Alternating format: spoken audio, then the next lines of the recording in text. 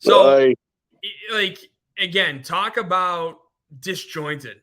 And this is what kind of bothers me is that you have Alex Cora, who's really a true baseball guy, versus Craig Breslow, who, yeah, he played, he won a title.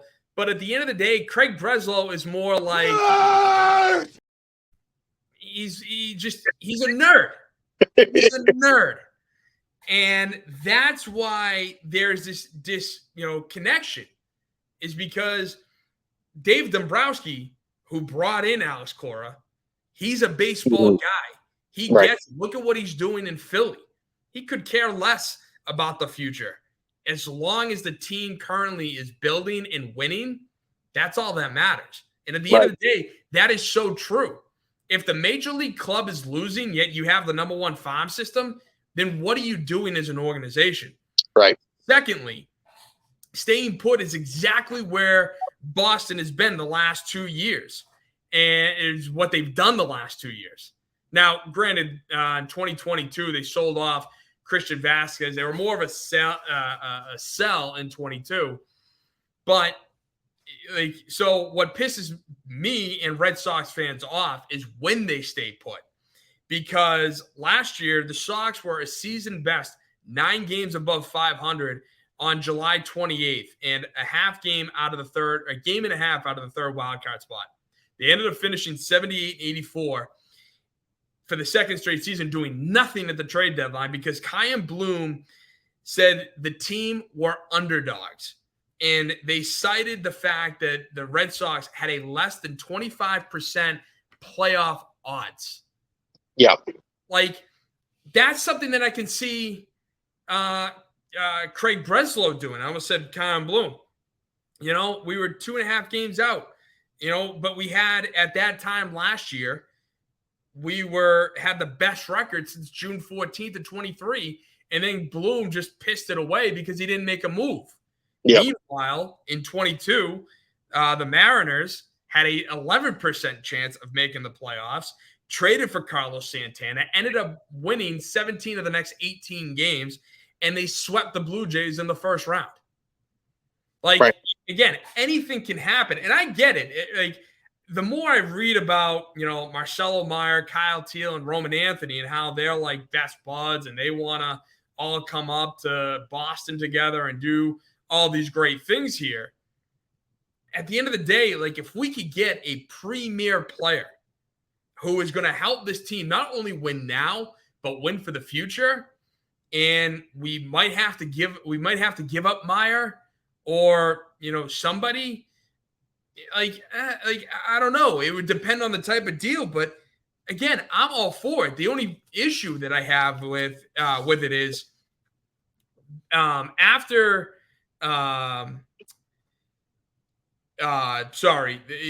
with the Sox being a half game out of the third wild card spot, for some reason our playoff odds fell from 40% to 25%.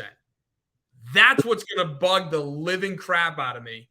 If Craig Breslow doesn't do a damn thing, or he sells off like Kenley, I get selling Kenley Jansen and maybe one or two other guys, but it's not like you're going to get a massive return for them. Yeah. That's what's going to piss me off, is that they're going to go straight to the numbers. They're going to go straight to their computers and be like, see, we were right in doing that, rather than looking at the team, looking how they're playing, and being like, oh, wait a minute. They're actually playing out of their cleats. They're doing something that you and I thought they weren't going to even sniff. Right. Yeah. I thought they were going to finish dead last with the roster that they had. And that's what I am afraid of, is that they're going to listen to the computers. The nerds are going to act like nerds. And as a baseball guy, I am sick and tired of these geeks thinking that they know how to run a team based on analytics. Because I think and I know, numbers cannot predict clutch. Numbers would not be able to predict how David Ortiz's career turned out. I guarantee you, if David Ortiz started his career in Minnesota today, he would be pushed down to AAA. He would never get a chance. The Red Sox would have never traded for him, and he would be nothing because of numbers rather than taking a chance, seeing what happens. And, oh, wait, he just became the most clutch hitter in the history of baseball. So, Mike, I know I just went on a rant about nerds in sports, which I have a massive gripe with. Yeah. But what is your take on Breslow, and his comments, and also, nerds? Do you agree with them? Do you agree with the numbers? So I think that there's a good and a bad that comes with it. And honestly, like, I'm a little different than my co-host on Bicoastal. My co-host is big on analytics and big on nerds in baseball. But and here's the thing. I think realistically, first of all, I'll say this. I think Craig Breslow is kind of like, I think he knows what Alex Cora means, but I don't think he wants to like publicly air the guy out on local radio just to like, I don't think I think he's trying to not create a stir. But yeah, I'm sure Craig Breslow knows exactly what Alex Cora means. But I also think that you're right in a sense that, like, there are times where you need to look at the team itself and react to what you're seeing, right? I don't think that should be completely lost. I do think that, this nerd movement, right? The whole analytics movement, everything being numbers based and everything like that. I do think that there is merit for that in the game. It absolutely is. And it's proven that it is. Every team operates that way, whether or not anybody likes it. Every single team in Major League Baseball has implemented a strong sense of analytics in their front office. It's just the way that the game works now. Now, again, whether or not I agree with some of the stuff that teaches, right, where everything is more considered with launch angle, everything is more considered with on-base percentage, like batting average has become less important and stuff like that. Like, I think that there are some flaws in the whole concept of analytics. I do. But I'm also kind of like on the page of a lot of what analytics does, and Dalton actually brought this up to me a few episodes ago, is that a lot of what analytics does, it just tells you to do more of what should be obvious, right? A lot of what analytics does is... Hold on. I don't mean to cut you off, but I just want to say, like, so then why even have it? Like, if it's supposed to be obvious, should, as baseball people, shouldn't we already know that? Well, in a sense, yeah. But what it's more telling you of is that, like, you're seeing, like, how would I explain it? It's an interesting thing, just because, like, you're seeing, like, what analytics should tell you. It tells you is you should steal bases less, right? And the reason you should steal bases less is because more often than not, you're going to get caught stealing, right? Unless you have Ellie De La Cruz, unless you have, you know what I mean? So, like, they're saying, okay, you should steal less. Analytics, in a sense, would say, okay, you should bunt almost never, because the amount of runs that you produce out of bunt situations is like the value in which you're getting out of runs is less on bunts than it is off of whether you're just telling that guy to swing the bat. Here's the thing, though, is that, like, I do think that occasionally you should steal a bag. I do think that, like, in a situation where you have a pitcher that's on the mound that's slow to the plate, right, and you have a runner that's on first who can really swipe a bag, who's successful at stealing bases, then okay, depending on the situation, I'll swipe the bag, right? If I'm in a bunt situation, this guy's really had a tough, like, last 5 days, right? Mm-hmm. He's 0 for 15 in his last 5 days, right? Yeah, he's hitting 8th in my lineup. I got the top of my order coming up. I've got nobody out, and I've got nobody out. I've got a fast guy on first base. I'll lay one down, right? Like I don't know, like that shouldn't be taken out of the game, right? So that's sort of where I agree with you on this whole thing. So that's really where I am. I feel like I'm sort of in between on the whole thing. I do think that there's a place for it, but I don't think it should be the main. Like I think it should be a contributor to how you make decisions, not the thing that makes you make decisions.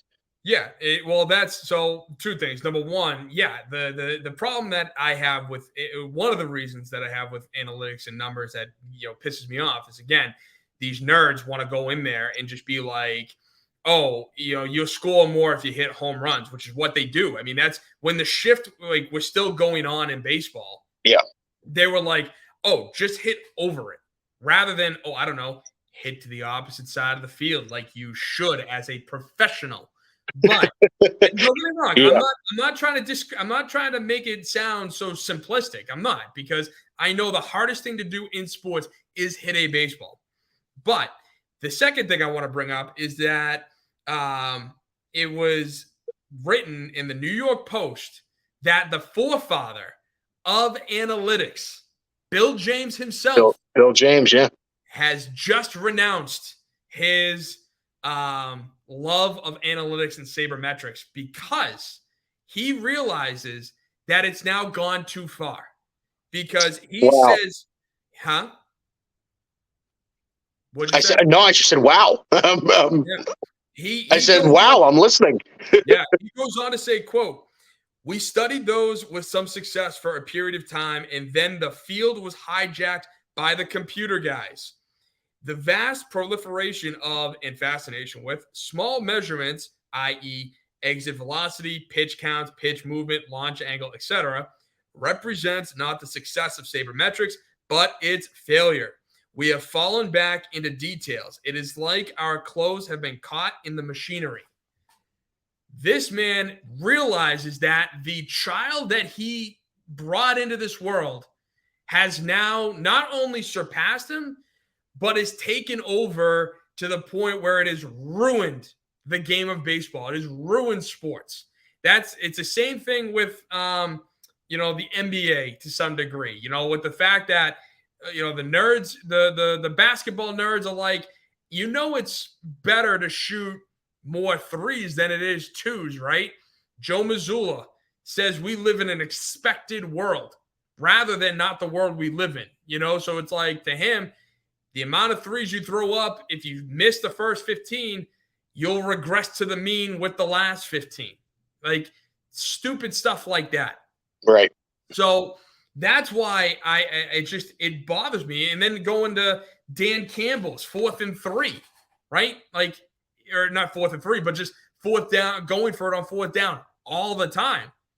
It's gotten to a point where it's not fun to watch a 4th down play because it's not done out of your gut where you're like, I know we can get this. Instead, it's, oh, well, here we're on the plus 37, so we have a 70% chance to get it on 4th and 2, so let's go for it. Like, no, where's the fun in that? Where's the entertainment value in that? If we all know you're doing it based off effing numbers, right? Like, that's more dull than anything else. So that's really where I could go on and on, and I have.